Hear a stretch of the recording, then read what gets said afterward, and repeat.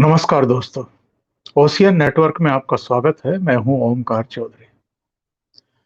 बहुत अजीबोगरीब दौर से हम लोग गुजर रहे हैं। जिन दिनों अटल बिहारी वाजपेयी प्रधानमंत्री थे, उन दिनों मैं लोकसभा कवर करता था अमर उजाला के लिए। दिल्ली के नेशनल ब्यूरो में था। ऐसे कई बार अवसर आए जब अटल बिहारी वाजपेयी किसी मुद्दे पर विपक्ष की बहस का जवाब दे रहे होते और सामने पूर्व प्रधानमंत्री चंद्रशेखर या सोमनाथ चटर्जी या कोई और इसी तरह का सीनियर चेहरा बैठा हो और वो अचानक कुछ कहने के लिए खड़ा हुआ हो, तो प्रधानमंत्री अटल बिहारी वाजपेयी तुरंत अपनी सीट पर बैठ जाते थे। इसी तरीके से अगर चंद्रशेखर, मधु दंडवते या जो दूसरे बड़े नेता थे उस समय, आपके जॉर्ज फर्नांडिस से लेकर के सोमनाथ दा तक, वो अगर कोई भाषण दे रहे हैं और अटल जी या तब के गृह मंत्री और उप प्रधानमंत्री लाल कृष्ण आडवाणी कुछ खड़े होकर के कहना चाहते थे, तो विपक्ष के नेता तुरंत उनके सम्मान में बैठ जाते थे। उनकी बात पूरा हाउस सुनता था। आज लोकसभा का, राज्यसभा का क्या हाल है?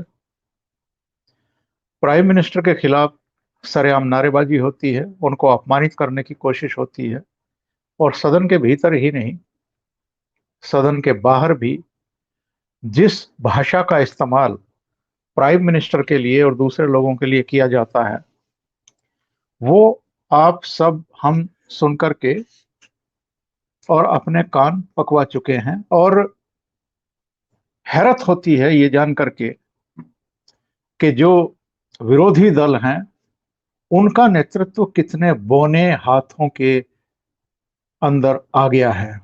किस तरह के लोग अब पॉलिटिकल पार्टियों को चला रहे हैं, जिनके पास ना कोई विजन है, ना कोई नीति है, ना ढंग का नेतृत्व है, और दूसरे मोर्चों पर भी वो शून्य दिखाई देते हैं। चूंकि 2014, 2019 और इस बीच जितने भी विधानसभा चुनाव हुए हैं, कुछ को अगर अपवाद स्वरूप छोड़ भी दें, तो उनमें कुछ राज्यों में क्षेत्रीय दलों को, एक आध दो तीन राज्यों में कांग्रेस को कामयाबी मिली, वो भी बाय डिफॉल्ट। पर मोस्टली जो चुनाव हैं, वो भारतीय जनता पार्टी जीती, या नवीन बाबू जैसे, या जगमोहन रेड्डी, या टी चंद्रशेखर, या ममता बनर्जी, इस तरह के लोग जीते। और इनकी जितनी भी कोशिशें थी राष्ट्रीय स्तर पर, इनके गठबंधन भी बने, लेकिन यूपीए का विस्तार नहीं हो पाया। जिस यूपीए को 2014 में 44 सीटें मिली थी, उसकी 2019 में बढ़कर के 52 सीटें हो गई। बाकी जो इनके सहयोगी हैं, उनकी हालत आमतौर पर खराब रही। अलग अलग राज्यों तक वो लोग सीमित हैं। उनके कद भी इतने ऊंचे नहीं हैं कि वो एक विकल्प के तौर पर नरेंद्र मोदी के सामने खड़े हों। जहां तक राहुल गांधी का सवाल है, जिसको उसकी मम्मी जबरन कांग्रेस पार्टी पर भी थोपे हुए है और देश पर भी थोपने पर आमादा है, राहुल गांधी को ये देश ऑलमोस्ट रिजेक्ट कर चुका है। उनके उनके नेतृत्व क्षमता को लेकर के भी अब किसी को संदेह नहीं है। उनकी नीतियां कुछ हैं ही नहीं। उनकी एक ही नीति है कि रोज उठ करके प्रधानमंत्री नरेंद्र मोदी को गालियां दो। उनकी जो भी नीतियां हैं उसके खिलाफ बोलो। वो लॉकडाउन लगाते हैं तो कहो कि लॉकडाउन लगा करके देश को, इकोनॉमी को बर्बाद कर रहे हैं। लॉकडाउन नहीं लगाते हैं तो कहो कि वो संपूर्ण लॉकडाउन क्यों नहीं लगा रहे हैं, इससे तो बहुत बड़ी जान माल की क्षति हो जाएगी। मतलब एकदम उनको जो मोदी करे उसका उल्टा ही करना है।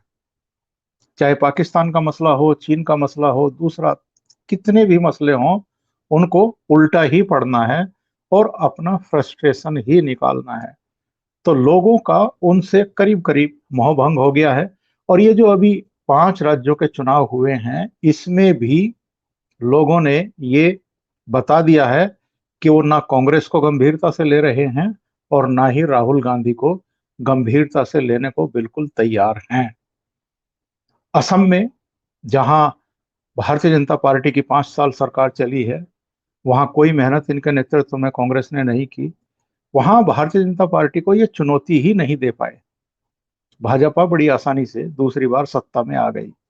केरल में, जहां 42 साल का इतिहास था, एक बार केरल के नेतृत्व वामपंथियों के नेतृत्व वाला मोर्चा आता था, एक बार कांग्रेस के नेतृत्व वाला मोर्चा आता था। वहां भी 42 साल का ये इतिहास बदल गया और इस बार कांग्रेस के बजाय, कांग्रेस के नेतृत्व वाले मोर्चे के बजाय एलडीएफ ने ही दोबारा से सरकार बनाई और अच्छे बहुमत से बनाई। पश्चिम बंगाल में बेड़ा गर्क कर दिया राहुल गांधी ने, वहां 0 सीट आई कांग्रेस की। इसी तरीके से पुडुचेरी में भी सत्ता हाथ से निकल गई। और जो बाकी राज्यों में इनके हाल हैं, पंजाब में आप देखो तो सिर फुटबल हो रहा है। वहां प्रगट सिंह से लेकर के नवजोत सिंह सिद्धू, बाजवा, प्रताप बाजवा, दूसरे कई नेता इस समय कैप्टन अमरिंदर सिंह के नेतृत्व को चुनौती दे रहे हैं, बगावत की मुद्रा में है। राजस्थान में भी एक कांग्रेस के असंतुष्ट एमएलए ने आज विधानसभा से इस्तीफा दे दिया कल।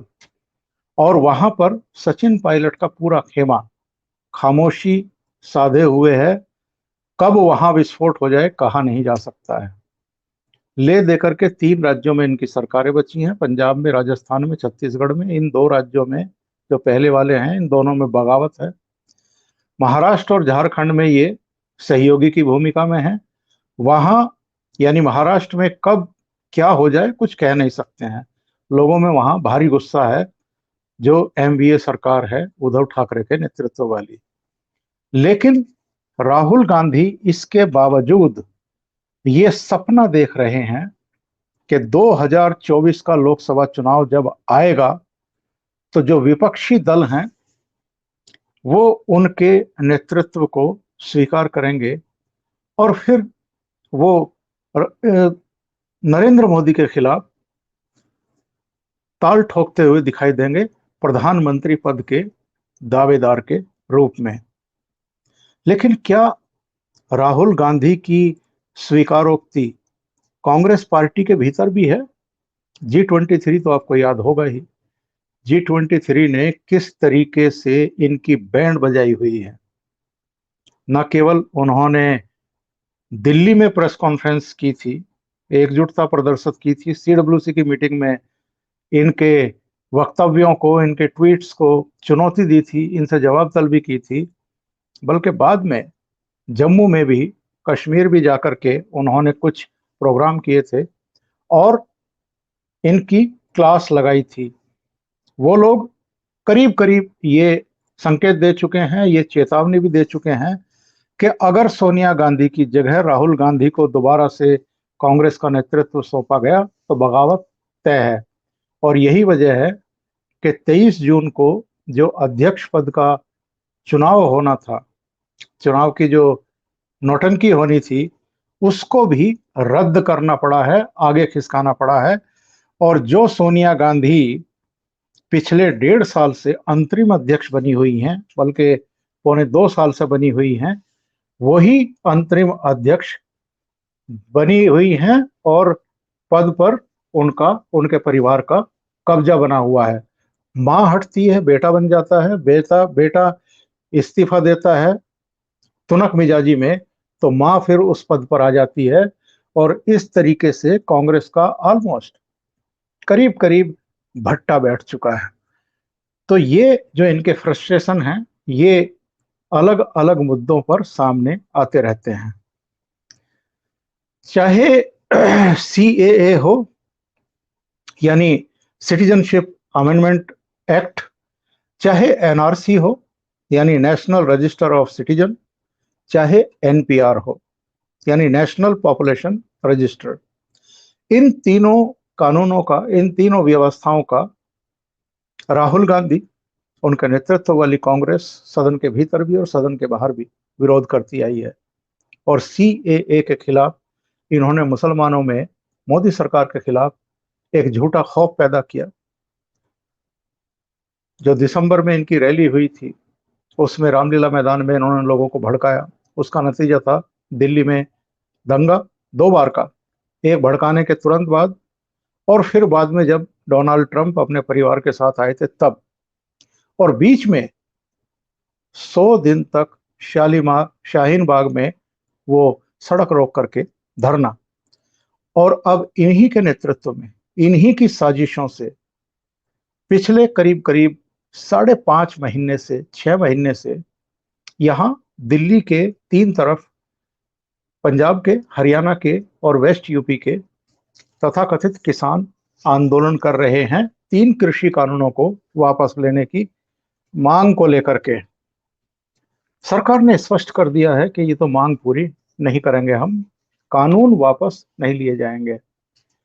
अब जरा गौर फरमाइए कि कौन कौन से विपक्षी दल कृषि कानूनों के खिलाफ इन तथाकथित आंदोलन जीवियों को शह और प्रश्रय दे रहे हैं।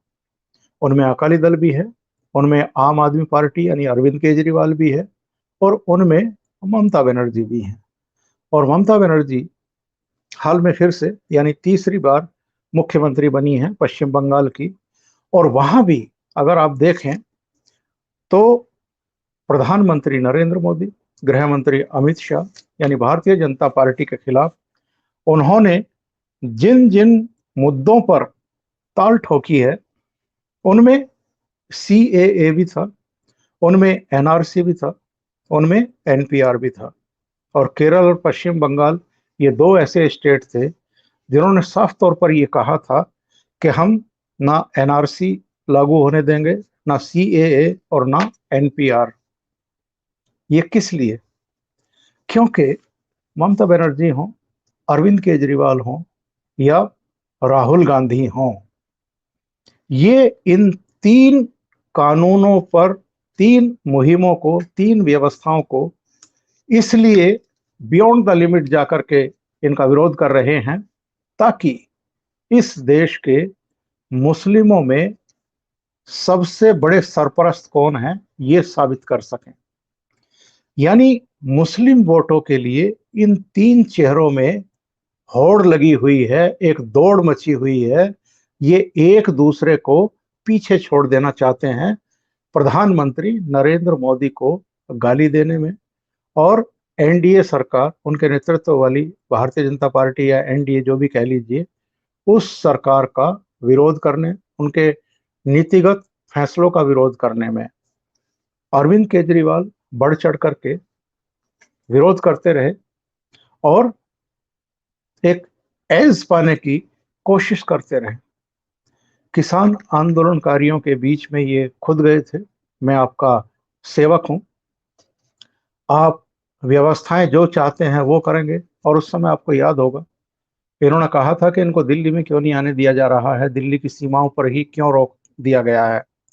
और जब दिल्ली में ये कोरोना फैला और डेली 20,000 25,000 लोग संक्रमित होकर के अस्पतालों में आने लगे और कई कई सौ लोग मृत्यु को प्राप्त हो गए, उस समय का इनका पूरा ड्रामा आपने देखा ही होगा। ऑक्सीजन की कमी को लेकर के, फिर वैक्सीन को लेकर के इन्होंने, मनीष सिसोदिया ने और बाकी लोगों ने जो छातियां पीटी, चूड़ियां तोड़ करके, एक तरीके से वो नेशनल मीडिया ने कवर किया है। देश विदेश में एक माहौल बनाने की कोशिश की है इन्होंने, चाहे राहुल गांधी हो, चाहे अरविंद केजरीवाल हो या दूसरे इनके प्रतिपक्ष के नेता रहे हों, विपक्षी दलों के नेता रहे हों। तो इनका जो ये सीएए के खिलाफ आंदोलन रहा हो, किसानों के नाम पर जो आंदोलन रहा हो, इसको जो इन्होंने समर्थन दिया, कोविड में जो इन्होंने छातियां पीटी और मिस मैनेजमेंट बता करके प्रधानमंत्री नरेंद्र मोदी की छवि खराब करने की कोशिश की, देश के भीतर भी और देश के बाहर भी। उसका मकसद ही एक्चुअल में ये है कि अपने आप को मोदी विरोधी नेता के तौर पर प्रतिष्ठापित करना, और नरेंद्र मोदी की जो लोकप्रियता बनी हुई है, जो स्वीकार्यता बनी हुई है, इस सब के बावजूद कि ये समय समय पर कभी टूल किट के जरिए, कभी दूसरे माध्यमों के जरिए उनकी छवि को बर्बाद करने की कोशिश करते हैं, तो ये किसी भी तरीके से उस छवि को खत्म करना चाहते हैं, बर्बाद करना चाहते हैं। और जो टूल किट सामने आई है अभी कांग्रेस की, कल पूरा दिन मीडिया में वही छाया रहा, संबित पात्रा ने भी प्रेस कॉन्फ्रेंस की। उसकी भाषा अगर आप देखें तो उसमें अपने कार्यकर्ताओं को, अपने नेताओं को ये हिदायत दी गई है, निर्देश दिए गए हैं टूल किट के माध्यम से, कि देश भर में जहां भी हमारे लाइक माइंडेड अस्पताल हैं, उनमें सर्टेन एक संख्या में बिस्तर रुकवा करके रखो, ताकि हम ओबलाइज कर सकें लोगों को। उनमें मीडिया पर्सन भी हों, उनमें दूसरे लोग भी जो इंटेलेक्चुअल बुद्धिजीवी हैं या अलग अलग क्षेत्रों के लोग हैं। तो आप अंदाजा लगाइए कि रेमडेसिविर हो, ऑक्सीजन हो, वैक्सीन हो, दूसरी जीवन रक्षक दवाएं हो, उनकी उनकी उनको कहना चाहिए कि उनकी कालाबाजारी करना, उनकी मुनाफाखोरी करना, उनकी पूरे मार्केट में, पूरे देश में कमी महसूस कराना, और जिस तरीके से इन्होंने ऑक्सीजन की कमी का एक पूरा ड्रामा रचा, और जो कुछ तो नासमझ लोगों ने नदियों में अपने कोरोना से जिनकी मृत्यु हुई है, उनके शव, उनकी डेड बॉडी नदियों में बहा दी, उनका अंतिम संस्कार नहीं किया। और कुछ पुराने इनके हाथों कुछ वीडियो लगे, उनको जिस तरीके से इन्होंने सोशल मीडिया पर लगातार जारी करके, और विदेशों में भी अखबारों में और देश में मैगजीनों के कवर पेज पर जलती हुई चिताओं के जो फोटो छपवाए इन्होंने, इन्होंने एक माहौल बनाने की कोशिश की कि जैसे देश पूरा बर्बाद हो गया है। जो मैनेजमेंट है कोरोना को लेकर के, उसमें मोदी सरकार पूरी तरीके से फेल हो गई है। जबकि सब जानते हैं कि जहां जहां दूसरी ये विस्फोटक वेव आई है, वो चाहे विकसित देश ही क्यों ना हो, वहां पर इस तरह की स्थितियां, परिस्थितियां पैदा हुई हैं। यानी विकसित देशों में भी हुई है। भारत में तो ना अस्पताल उतने हैं, ना डॉक्टर उतने हैं, ना व्यवस्थाएं उतनी हैं, और पॉपुलेशन हमारी 139 करोड़ पहुंची हुई है। तो जिस अमेरिका में अभी भी सक्रिय केस 60 लाख से ज्यादा है, और भारत में करीब करीब ये 40 लाख के आसपास हैं, तो भारत में वर्स्ट पोजीशन बताना और बाकी देशों का जिक्र नहीं करना, ये सब अपने आप में एक साजिश है कि किसी भी तरीके से ये हाल पैदा किया जाए कि साहब, तो तीन चेहरे ले दे करके इस समय 2024 की लड़ाई आपस में लड़ रहे हैं। अभी नरेंद्र मोदी से अलग अलग लड़ रहे हैं, सभी नरेंद्र मोदी की छवि को खराब करने की अलग अलग कोशिशें कर रहे हैं। ममता बनर्जी अलग तरीके से, वहां जिस तरीके से भाजपा के कार्यकर्ताओं पर, मतदाताओं पर अटैक हुए हैं, तो कोशिश ये है कि जो अटैकर हैं, जो हमलावर हैं, उन पर कोई कार्रवाई ना की जाए, और जो भाजपा के समर्थक हैं वो या तो डिमोरलाइज हो जाएं, या पाला बदल लें, या भाग जाएं वहां से। तो वहां एक अलग तरह का खेल चल रहा है ममता बनर्जी की तरफ से 2024 की तैयारी के लिए। उन्होंने 2019 में भी सपना देखा था कि मैं 42 में से 37-38 लोकसभा सीट ले आऊं तो प्रधानमंत्री पद की दावेदार बन सकती हूं। वो झटका दिया पश्चिम बंगाल की जनता ने, उनको केवल 22 सीटें मिली, भारतीय जनता पार्टी को 18 सीटें मिल गई, और 2 सीटें कांग्रेस ने जीत ली। और इस बार भी विधानसभा चुनाव में जरूर उनको एब्सोल्यूट मेजोरिटी मिली है और अच्छा बहुमत मिला है, लेकिन भारतीय जनता पार्टी की ताकत कहाँ चली गई, कहाँ पहुंच गई है? 3 से 77 पर पहुंच गई है। और पिछली बार 10.5% के आसपास वोट मिला था, वो 38% पर पहुंच गया है। इसलिए ममता बनर्जी को भय है कि जब अगला विधानसभा चुनाव होगा तो उनकी कुर्सी खिसक सकती है। तो वो अपने तरीके से वहां मोदी की और भारतीय जनता पार्टी के विरोध में मुहिम चला रही हैं। अरविंद केजरीवाल का तरीका अलग है। विधानसभा चुनाव में मुफ्त की रेवड़ियां बांटिए, फिर से सत्ता में आ जाइए, और ना अस्पतालों की व्यवस्था करेंगे, ना ऑक्सीजन की व्यवस्था करेंगे, ना ऑक्सीजन की स्टोरेज की व्यवस्था करेंगे, ना ऑक्सीजन लाने के लिए क्रायोजेनिक टैंक की व्यवस्था करेंगे, ना वेंटिलेटर खरीदेंगे, और हर बात के लिए केंद्र को और मोदी को कोसना शुरू कर देंगे। और राहुल गांधी, जिनकी जमीन ऑलमोस्ट खिसक गई है, जिनके रूल्ड स्टेट्स में बगावत की स्थिति है, जो खुद कांग्रेस पार्टी में अपनी पोजीशन बनाने के लिए भी संघर्ष कर रहे हैं, वो 2024 में विपक्षी दलों की तरफ से प्रधानमंत्री पद के दावेदार बनने के सपने देख रहे हैं। तो ये तीन नेता अभी समानांतर तरीके से 2024 में मोदी की जगह प्रधानमंत्री बनने के सपने देख रहे हैं। और होड़ लगी हुई है तीनों की कि कौन सबसे ज्यादा मुस्लिम परस्त दिखाई दे सकता है, कौन सबसे ज्यादा मोदी को गालियां दे सकता है, कौन मोदी को एज प्राइम मिनिस्टर फेल सिद्ध करने के लिए बड़े से बड़े प्रयास कर सकता है। और जो इकोसिस्टम है दिल्ली का, लुटियन जोन का, वो कहीं ना कहीं राहुल गांधी के और अरविंद केजरीवाल के पक्ष में दिखाई देता है, और कहीं ना कहीं ममता बनर्जी के पक्ष में भी दिखाई देता है। क्योंकि बंगाल में जो हिंसा हुई है नतीजों के बाद, दिल्ली के मीडिया ने उसको कवरेज नहीं की है, इंटरनेशनल मीडिया ने भी कवरेज नहीं की है, क्योंकि उनको ममता बनर्जी सूट करती है। अरविंद केजरीवाल ने टेलीविजन चैनलों के भी मुंह बंद कर रखे हैं, उनको विज्ञापन दे करके अखबार वालों के भी मुंह बंद कर रखे हैं। इसलिए जो भी वो अनाप शनाप बोलते हैं मोदी के खिलाफ, उसको प्रमुखता से छापा जाता है।